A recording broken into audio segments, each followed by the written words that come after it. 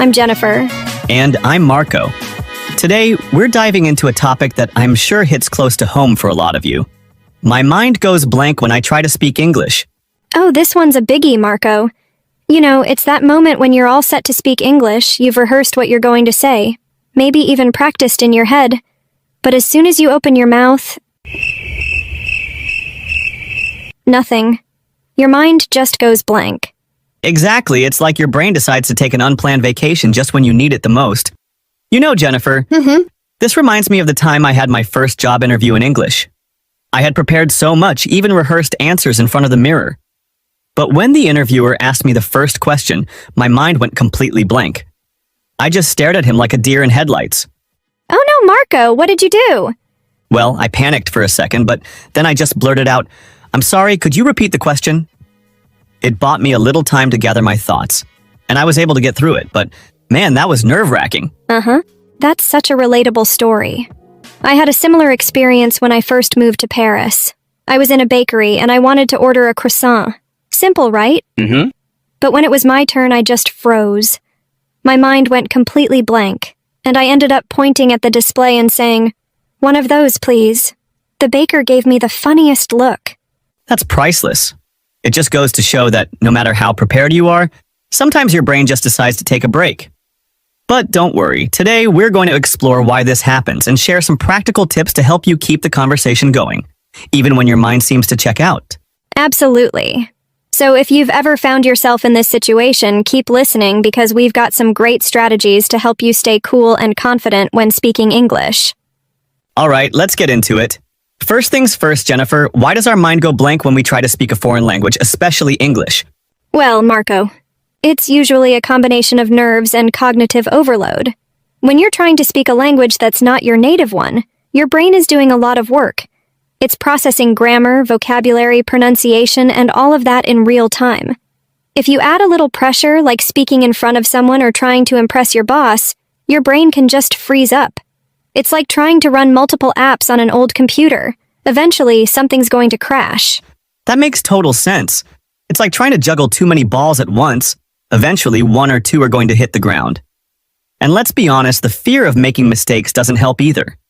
You're so worried about saying the wrong thing that your brain just says, "You know what? I'm out of here." Exactly.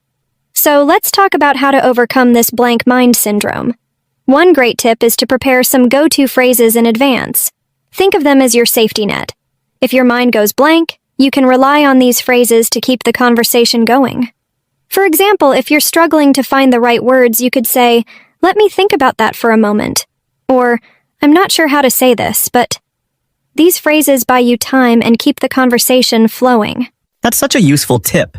It's like having a lifeline when you're stuck. Let's try a quick example. Imagine you're in a meeting and someone asks for your opinion on a project. Instead of panicking, you could say, "That's a great question. Let me take a second to gather my thoughts." This gives you a moment to breathe and think before diving into your answer. Exactly. And here's another tip. Practice speaking in low-pressure situations. The more you practice, the more comfortable you'll get. Start by talking to yourself in the mirror, narrating your day, or even chatting with a pet. For example, you might say, "I'm making breakfast now. I need to fry some eggs and make coffee." These low-pressure situations help you get used to speaking without the fear of judgment. That's a great way to build confidence. I remember when I first started learning Italian, I would practice by narrating everything I was doing. I'd say things like, "Now I'm brushing my teeth," or "I'm going to the store to buy some bread." It felt a bit silly at first, but it really helped me get used to forming sentences in Italian. That's a great example, Marco. And if you want to make it even more fun, try shadowing exercises. This is where you listen to a native speaker and repeat what they say as closely as possible. It's like being their shadow. You copy their pronunciation, intonation, and rhythm. Let's say you're watching an episode of your favorite show in English. Pick a character and try to mimic everything they say. This not only helps with pronunciation, but also with fluency. Oh, I've done that before. I used to shadow characters from TV shows to practice my English accent. I remember trying to mimic Joey from Friends, you know, with his famous line, "How you doing?" It was a lot of fun, and it really helped me improve my accent and intonation. That's awesome, Marco. And speaking of tools, here's another essential tip. Focus on the message, not the exact words. Sometimes we get so caught up in trying to find the perfect word that we lose sight of what we're trying to communicate. Remember, the goal is to get your message across. Let's say you forget the word refrigerator. Instead of freezing up, you could say, the thing in the kitchen that keeps food cold. It might not be perfect, but it gets the point across. That's a great point, Jennifer. It reminds me of the time I was trying to describe a microwave in Spanish. I couldn't remember the word, so I said, the box that makes food hot quickly. The person I was talking to laughed, but they understood what I meant. It's all about improvising when necessary. Exactly. And that brings us to another key tip. Learn to breathe and slow down. When your mind goes blank, it's easy to start rushing or getting flustered. But slowing down gives you time to think and reduces the pressure. For instance, if you're giving a presentation and lose your train of thought, just pause, take a deep breath, and then continue. Your audience will appreciate the clarity and you'll feel more in control. Yes, speaking slowly can make a huge difference. You're not in a race, so take your time. And here's a fun tip. Use humor to diffuse the situation. If you forget a word or stumble, laugh it off. For example, if you mix up desert and dessert, you could say, well, I guess I was craving sand instead of cake. It takes the pressure off and shows that you're confident enough to handle mistakes. That's such good advice, and honestly, most people will appreciate your effort and won't mind if you make a few mistakes. They might even help you out by suggesting the word you're looking for. Exactly. And here's something else to remember. Visualize success. Before you speak, take a moment to picture yourself confidently having the conversation. Visualization can be a powerful tool to help reduce anxiety and boost your confidence. Imagine yourself in a meeting, speaking fluently and engagingly, and your mind is less likely to freeze up when the time comes. Visualization is such a powerful technique. It's like rehearsing in your mind before the actual performance. And speaking of preparation, let's not forget the importance of expanding your vocabulary.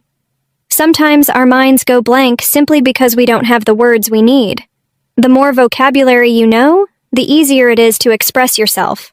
For instance, if you're learning words related to business, make sure you know different ways to talk about profits, losses, negotiations, and so on. This way, you won't get stuck searching for the right word in the middle of a conversation. That's a great point. And one way to build your vocabulary is by reading regularly. It doesn't have to be complicated texts.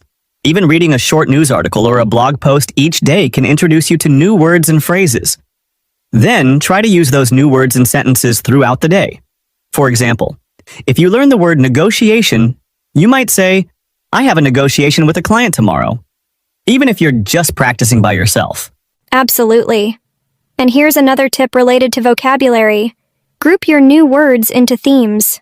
For example, learn all the words related to cooking one week, like stir, boil, bake, and then practice them by talking about your favorite recipes. The next week, you could focus on words related to travel, like luggage, boarding pass, departure, and use them in sentences about a trip you've taken or plan to take. Themed vocabulary learning is a game changer. It helps you remember words better because they're all related, and you're more likely to use them together in conversation. Plus, it's much more interesting to learn vocabulary in context, rather than just memorizing random words. Exactly. And the more words you have at your disposal, the less likely your mind will go blank. So to all our listeners out there, don't worry if your mind goes blank sometimes. It happens to everyone, even native speakers. The important thing is to keep practicing, stay positive, and use the tips we've shared today to keep moving forward. Yes, remember, speaking a new language is a journey, and every conversation is a step in the right direction. So be kind to yourself, and don't be afraid to make mistakes. They're all part of the process. And with that, we're wrapping up today's episode. We hope these tips help you the next time your mind goes blank while speaking English. And we'd love to hear from you. What tips or strategies have helped you in similar situations? Yes, share your thoughts with us in the comments or on social media. We're all in this together, and your experiences might just help someone else.